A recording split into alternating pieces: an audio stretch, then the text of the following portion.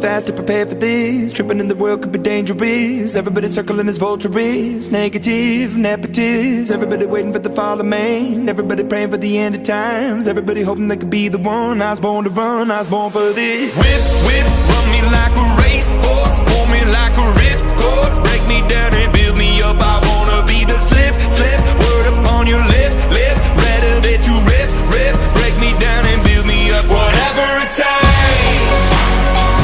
'Cause I love the adrenaline in my veins. I do whatever it takes. 'Cause I love how it feels when I break the chains. Whatever it takes. Yeah, take me to the top. I'm ready for whatever it takes. 'Cause I love the adrenaline in my veins. I do what it takes. Always had a fear of being typical. Looking at my body feeling miserable. Always hanging on. Go, man. He's on it. He's on it. All right. 0 to 40 in 3 seconds. You're quicker than a Porsche, Maxie. Hey, all, JP and Max here to do a quick woo-way. Well, all hell's about to break loose in the Middle East. Syria is divided between the Alawites, Sunnis, and the Shiites. The old division when Muhammad was murdered by a Jewish woman. After he killed her whole family, she poisoned him and his best generals, and that left no heir. There's no male heir. So that's the division we see between the Sunnis and the Shiites. Then you got the Druze. No, they're not the Jews. They're called the Druze. And you got the Kurds. And if you look at, when we fought ISIS, we took out half of Syria. It looks like Texas off to the right. That's where a lot of our troops are supporting the Kurds. Kurds are allies with Israel. The puppet government now, Al-Shabaab or Al-Shah, whatever his name is, he looks like a Saudi puppet as well, either Turk or Saudi puppet, but he's a Sunni. And you got all the Shiites, the Alawites that were in power with Assad. They don't want to give up their power. Max, get the Frisbee! So all hell's about to break loose. Trump's attacking ISIS in Africa. He did some stripes in Syria. That's not going to end. That's part of the greater Israel project, if you understand that. And then the Ukrainian war continues. More people dying. Like I gauge, about 2.3 million casualties on Ukrainian side. And they have like a flying platoon that they bring around and try to fix the breaches. But there's holes in the dam everywhere. So I don't think this war is going to end right away. And a Russian general was killed. And then Russia hit them on Christmas Eve and took out a lot of their power in Kiev. Ready, Max? Go. Oh, it's a little windy. You coming back? All right. So on a positive note, silver is going up. Silver is about 80 bucks an ounce. It's going to continue to rise because of new silver battery, new technology involving silver technology from Samsung.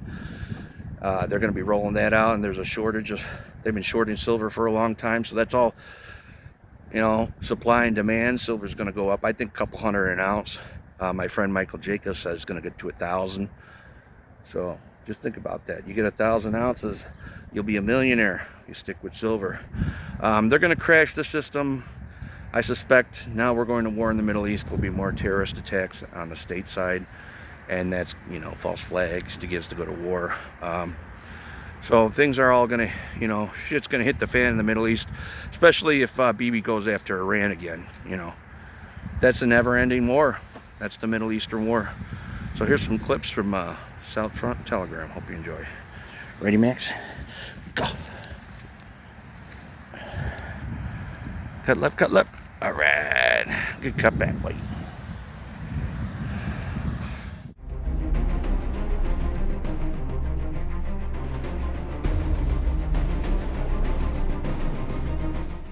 Syria may be heading towards a serious escalation, with tensions rising across the country from Kurdish-held areas in the north to the Druze-controlled Sueda in the south and the Alawite-majority coast. The escalation began from the northern city of Aleppo late on December 22nd, with clashes between the forces of the Islamist-led government and fighters affiliated with the Syrian Democratic Forces. The clashes came ahead of a looming end-of-the-year deadline to integrate the SDF into the government under an agreement reached in March. Fighting took place around the Kurdish-majority neighborhoods of Sheikh Maqsoud and Ashrafia, de facto held by SDF. The clashes claimed the lives of 3 people, including 2 women. Ceasefire was reached within a few hours. However, tensions persisted, with both sides deploying large reinforcements along the main front line from Aleppo to Raqqa and Deir ez-Zor. No progress on the implementation of the March agreement was reported afterward. As the clashes in Aleppo were calming down, fighting began in Suida between government forces and Druze fighters from the National Guard. The clashes took place near the towns of Rimat Hazm and Atul to the northwest and north of the city of Suida. 3 personnel from government forces were killed and 4 others were wounded. On the other side, 2 Druze fighters were killed and 7 others were wounded. Tensions rose again on December 24th with the release of a report by the Washington Post accusing Druze of receiving weapons and salaries from Israel and even the SDF. Then the tensions moved to the coast. Government forces stormed the town of Babda, where it attacked a cell of Alawite rebels. Clashes went on for several hours and ended with the death of 3 Alawite fighters and an elderly civilian. Several security personnel were also wounded. In response, the Alawite Supreme Council issued a statement warning the government that it could once again call for protests and hinting that the community won't remain peaceful. A New York Times report that came out on the same day claimed that former Syrian officers led by Tiger Forces commander Suhail al-Hassan were planning to retake the coast. The latest development highlights the government failure to build trust with Syrian minorities. The situation with the SDF is especially concerning as the government appears to be preparing to attack the group after the end of the year. A battle with the Kurds in the north of the country will certainly lead to escalation with Druze and Sueda and Alawites on the coast.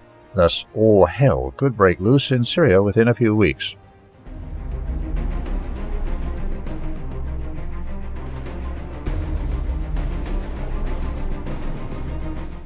On December 22nd, a car bombing in Moscow killed Lieutenant General Fanil Sarvarov, head of the Russian Army General Staff's Operational Training Department.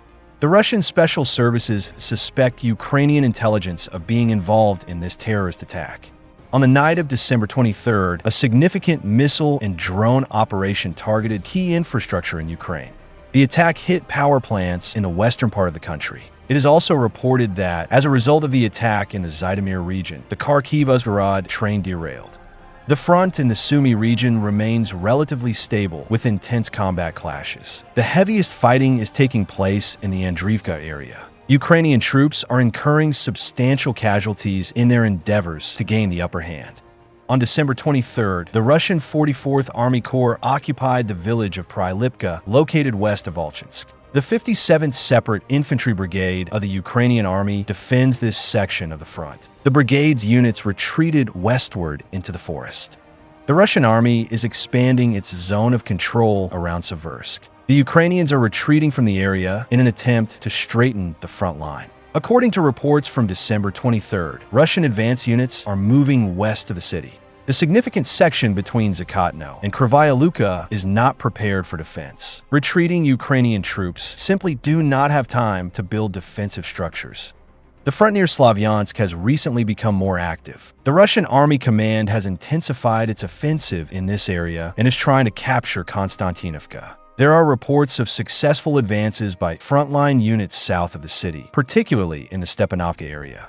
North and northwest of Pokrovsk, Russian units are expanding their areas of control. In an attempt to stabilize the situation, the Ukrainian command is trying to launch counterattacks. On December 22nd, a column of the Ukrainian 425th Assault Regiment, Skala, attempted to break through to the city from the west. The column was detected in time by reconnaissance and then destroyed.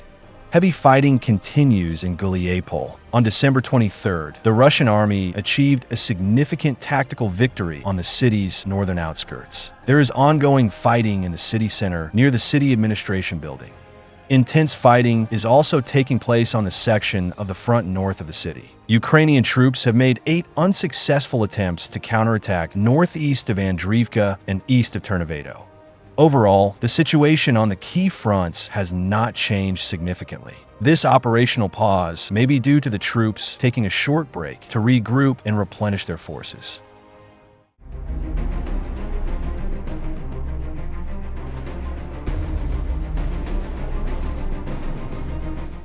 Systematic Russian missile and drone strikes continue against Ukraine's energy infrastructure. According to a statement from the country's Ministry of Energy, all Ukrainian nuclear power plants have reduced their electricity generation. The plants themselves are at increased risk of radiation and are therefore not being targeted. On December 23rd, the General Staff of the Ukrainian Army officially acknowledged the loss of Seversk. The retreat is allegedly justified by regrouping in more advantageous positions. Meanwhile, south of the city, the Russian army is stepping up its offensive. A significant area in the Sit.rep region has been captured. The front line in the Slavyansk area is growing more dynamic every day. Russian assault groups have achieved a significant tactical victory. They launched a strike from the Chasovyo area toward Verolyubovka. The groups gained a foothold on the eastern outskirts of the settlement. The section of the front line is the most heavily fortified. An offensive here poses significant risks to Russian army personnel. However, if they are successful, they will cut off the main supply line to Konstantinovka. This would lead to the city's rapid fall. According to reports from December 24th, Russian assault groups infiltrated the eastern outskirts of Konstantinovka. The experience of taking Seversk demonstrates the effectiveness of small autonomous groups. The situation for the Ukrainian command is deteriorating on the northern flank of the front line near Guliapol with each passing day. Despite powerful counterattacks, Russian troops seized control of Andriivka on December 23rd. The Ukrainian army's last line of weak fortifications runs directly behind the settlement. If Russian troops breach them, they will find themselves in open terrain and will be able to advance in any direction. The town of Pokrovskoye, the largest settlement in the area, may be threatened in the coming days. An attack from the southwest also appears preferable to the Russian command. In this case, the rear of the entire Ukrainian group defending positions along the Gaichu River would be exposed. The situation for the Ukrainian army in the city itself also does not look optimistic. Objective monitoring indicates that Russian units have tight control over the central and eastern parts of the city. The Russian army has also gained a foothold in the northern suburbs. Most of Guliapol is in a gray zone.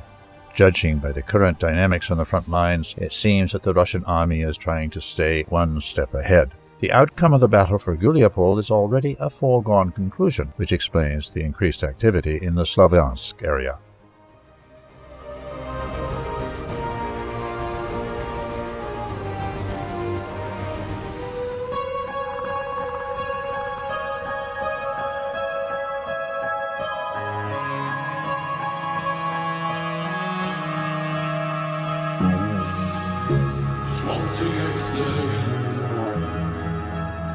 She'll be bleeding again,